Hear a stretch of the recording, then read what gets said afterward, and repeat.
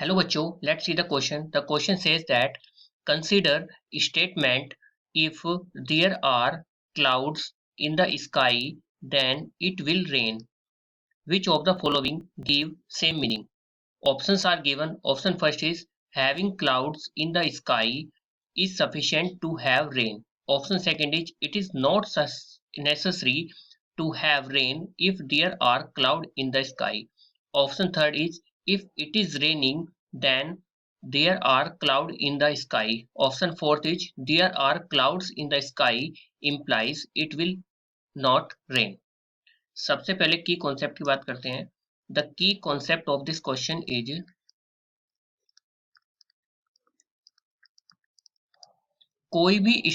कोई भी आपका सेंटेंस दिया हुआ है, any sentence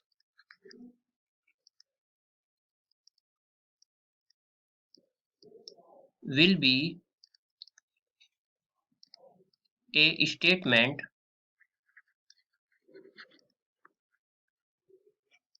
only if we can justify about true or false.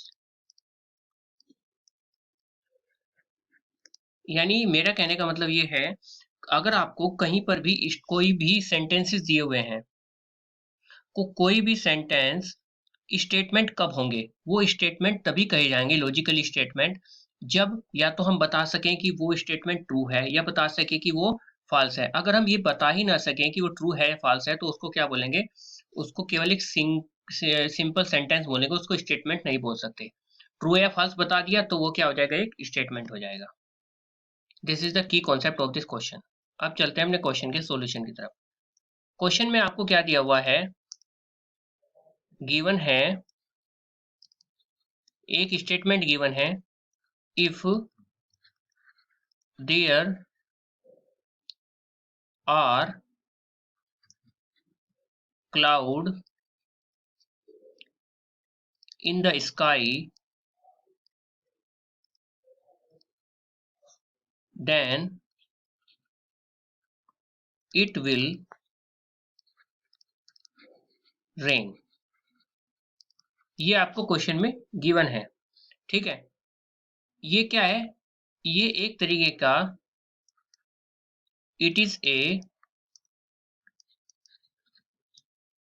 Conditional statement.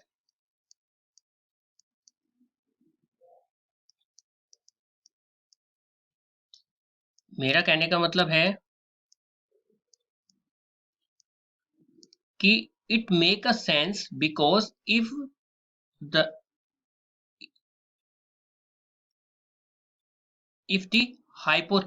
hypothesis means it make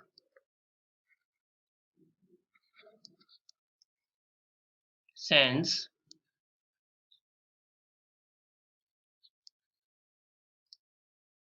because if the hypothesis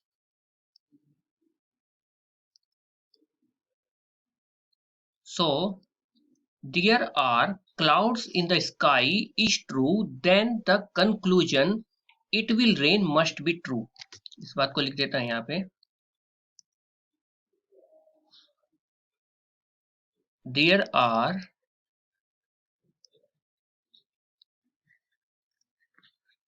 clouds in the sky is true,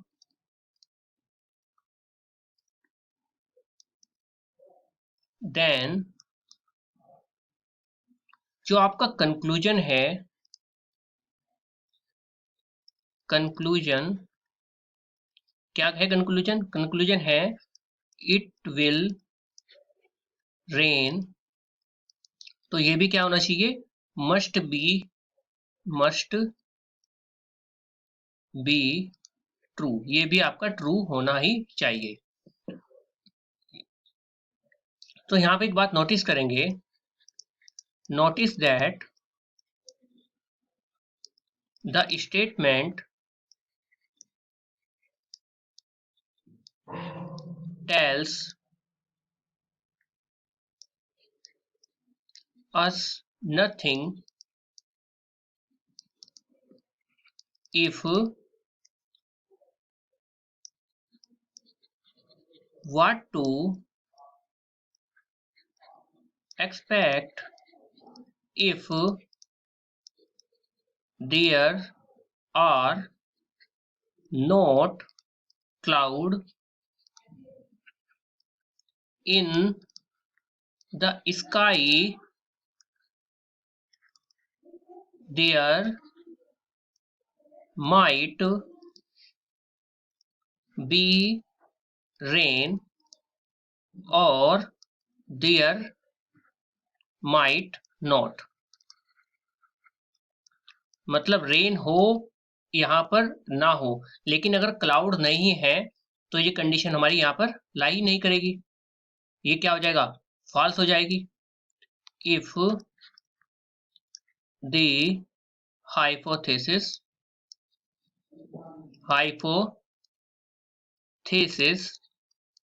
is false, then the conclusion become irrelevant। Conclusion क्या हो गया, irrelevant हो गया। तो इसका मतलब यहां से सीधा सीधा हमारा आंसर क्या निकल जाएगा, hence having cloud in the sky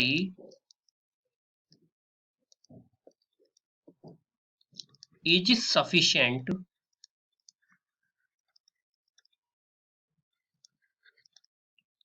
to have rain।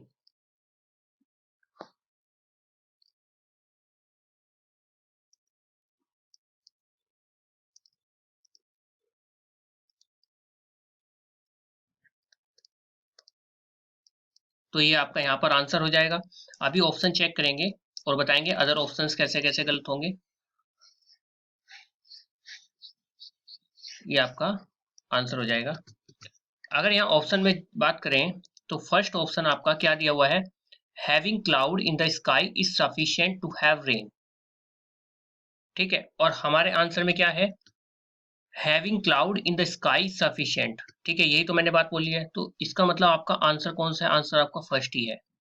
Other option की बात करें, it is not necessary to have rain if there are cloud in sky.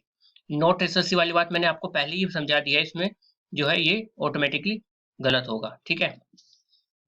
अगले में क्या दिया गया है, ऑप्शन थर्ड में, if it is raining then there are cloud in the sky, ये भी बात सही नहीं है यहाँ पर, ये भी आपका गलत हो जाएगा। फोर्थ ऑप्शन की बात करें, there are clouds in the sky implies it will not rain, it will not rain, not rain आ गया, इसका मतलब ये ऑटोमेटिकली ये भी आपका गलत हो गया। तो कौन सा ऑप्शन है, फर्स्ट ऑप्शन सही है।